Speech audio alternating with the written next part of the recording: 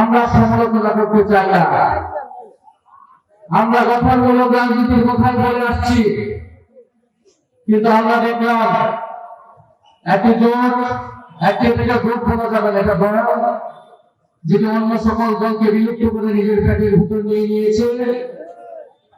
সেই দলের শ্রেষ্ঠ নেতা তার প্রথম জনসভা শুরু করলেন সমালোচনা দিয়ে, কিন্তু তিনি আমাদেরকে বলতেছেন দোষারোপের রাজনীতি যাতে আমরা বন্ধ করি। আমরা কোনো দোষারোপের রাজনীতি করতে চাই না, কোনো সমালোচনার রাজনীতি করতে চাই না।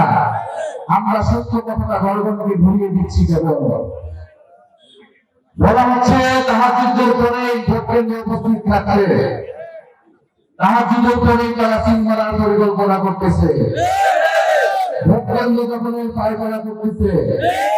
ইনশাআল্লাহ ঐক্যবদ্ধ বাংলাদেশের নেতাকর্মীরা সকল ষড়যন্ত্র রুখে দেবে। 12 ফেব্রুয়ারি আমরা অপেক্ষা করব, আমরা ভোট কেন্দ্র পাহারা দিব।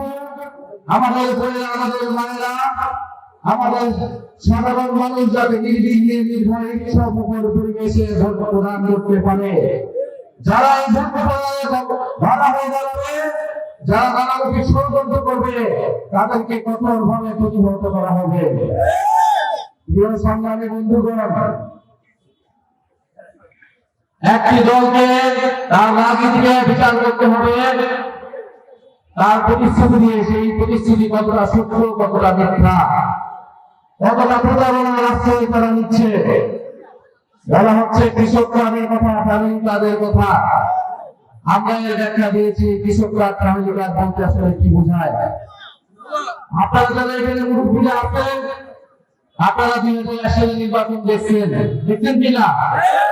সেই সালের নির্বাচনের আগে অনেক প্রতিশ্রুতি দেওয়া হয়েছিল। আমি কয়েকটা প্রতিশ্রুতির কথা বলতেছি। তারা বলেছিলেন তারা ক্ষমতায় আসছে বেকার ভাতা দিবে, তারা বলেছিলেন তারা ক্ষমতায় আসলে কৃষক এবং শ্রমিকদের পেনশন দিবে, তারা বলেছিলেন তারা কৃষি ঋণ সব মকুব করে দিবে। তারা এরকম আরো অলৌকিক অনেক প্রতিশ্রুতি দিয়েছিলেন, যারা পরবর্তী 5 বছরে তারা সেই প্রতিশ্রুতি রক্ষা করেন নাই।